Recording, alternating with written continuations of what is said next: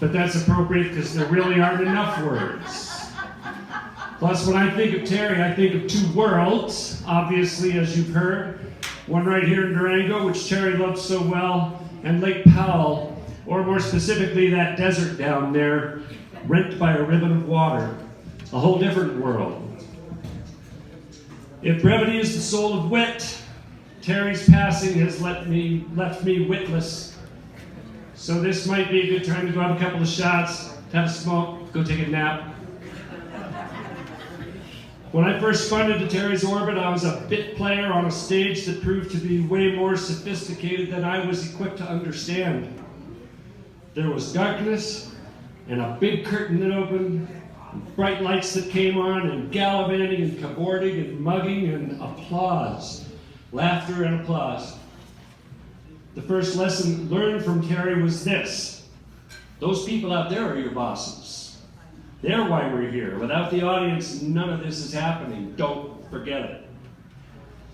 In Terry, I sensed greatness. I sensed celebrity, which is unusual in retrospect because it seemed that Terry genuinely abhorred the spotlight. But his was an innate understanding of crowd pleasing, and it was under his tutelage that Snowdown Follies got legs. Sure, there were and continue to be great collaborators, or is that co-conspirators. From very early on, Terry took the helm and steered that ship of fools. The course was sure, albeit a little foolish. For me, like for so many Philestheans, it was just a blast. I always wanted more. Snowdown in general, and Follies in particular, has always been an absolute maelstrom, a whirlwind of activity and details great and small, and Terry had the organizational chops to pull it off. This is where Terry's avuncular nature was tailor-made to guarantee success in delegation. Everybody was ready, willing, and able to throw in, because everybody wanted to please people. The reward was in the accomplishment, pulling it off, being the biggest thing, satisfying the customers, being a part of it, and getting that nod of approval. I loved it when Fiedler would telephone for something. I'd answer the phone and say, "Hello, Fiedler." Or if he really wanted something, "Fiedler." That's true. Yeah, it is. Here's where we talk about Terry's quiet class. Terry came from an exotic land far, far away called Indiana, and I don't know anything about that except for having spent 20 years in Indianapolis one evening. All I know is that Terry must have attended some kind of really special finishing school, because not only did he learn the gift of gab, he also assumed an air of worldliness that enabled him to deal with everybody as though they were his complete equal. He maneuvered with grace and dignity and professionalism and aplomb. It didn't matter what kind of a mover and shaker you were, what kind of a VIP or muckety-muck or power dude. Even if you were the King of England, the Queen of Constantinople, or the hash tuna banana stand, or even a scrawny hippie plumber kid, what you got was Fiedler, unvarnished and very, very classy. Snowdown is Terry's gift to our town. Snowdown is huge, and will continue to be as long as we all honor Terry's commitment to the customer, the participants in any and every Snowdown event. Snowdown is all about the smiles, the laughter, the memories made when for one long weekend in the dead of winter, orangutans can cut loose, dress up in a screwball costume, immerse themselves in some zany event or contest, and have fun. Just remember, it's not a carnival. But what a parade. Meanwhile, in another world, there was the sun. Somehow I managed to get dragged along on a boys' trip to Pal, where I was welcomed aboard the bum with a crowd of ne'er-do-wells and chuckleheads and good time Charlies. And on that note, God bless you, Charlie Sigley. And thank you for your indomitable humor and extraordinary good graces. Call these guys the usual suspects. You probably know who they are, but more importantly, they know who they are. All I knew was, man, this is fun, I gotta get in with these guys. All I had to offer was a never-ending thirst for adventure. I had to make myself indispensable to our Captain Fiedler. We're talking about boats and something is always screwing up, so I quickly began to pretend to know how to fix stuff, just so that I could be included. That was the beginning of an utterly amazing series of voyages from the simple to the sublime. Yeah. Fiedler was our captain with seemingly limitless capability. Cool, calm, collected, and for the most part, well, quasi-calmish. Even in the WIND. I've always maintained that Fiedler could put that old houseboat, the Sunbum, in four-wheel drive.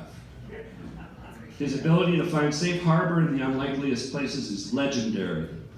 Every anchorage came to have its own unique name, and there were literally dozens and dozens and dozens of such unique names.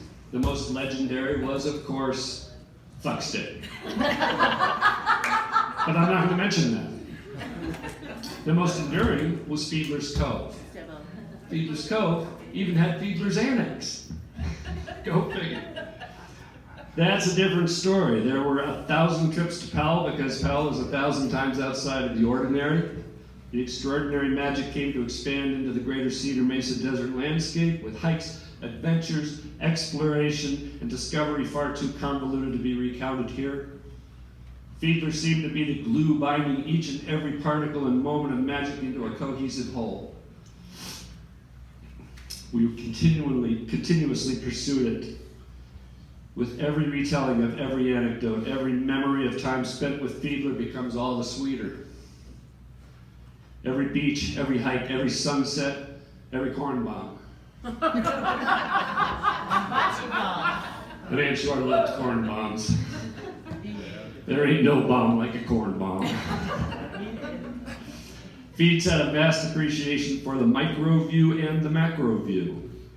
Whether surviving an apocalyptic storm or admiring the hang time of a monumental sunset, whether picking through that ginormous can of 1,000,000 fasteners to find the perfect little nut for some task, or effecting major boat repairs up in dry dock, or laughing over someone accomplishing an impossible shot during desert bocce ball, Fiedler delighted in all of it, except when it wasn't so delightful.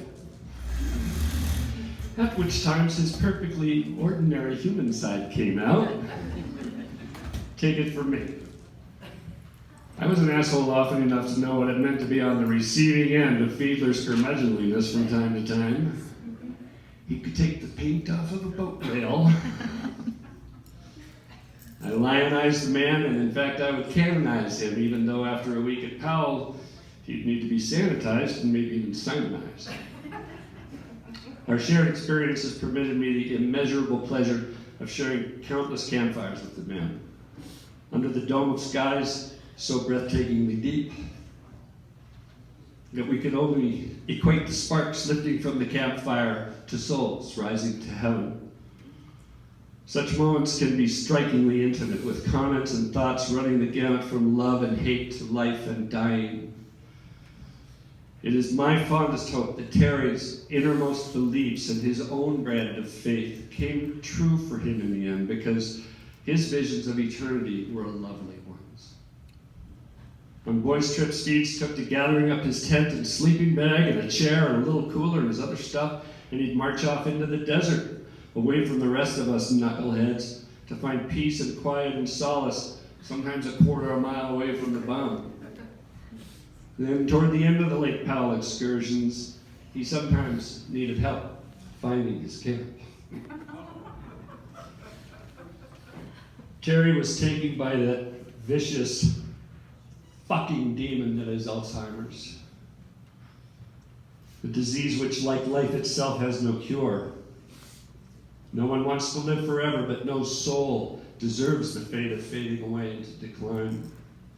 So do yourselves and your loved ones a solid. Donate to Alzheimer's research. Don't forget. Thank you.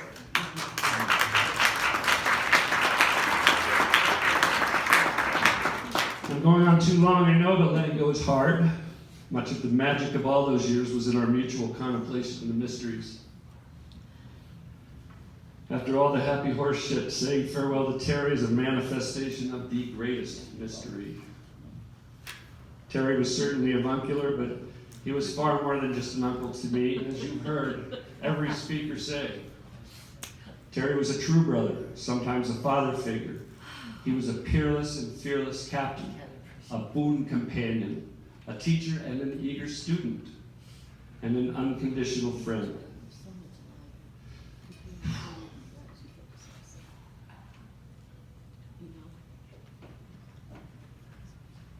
I was so lucky.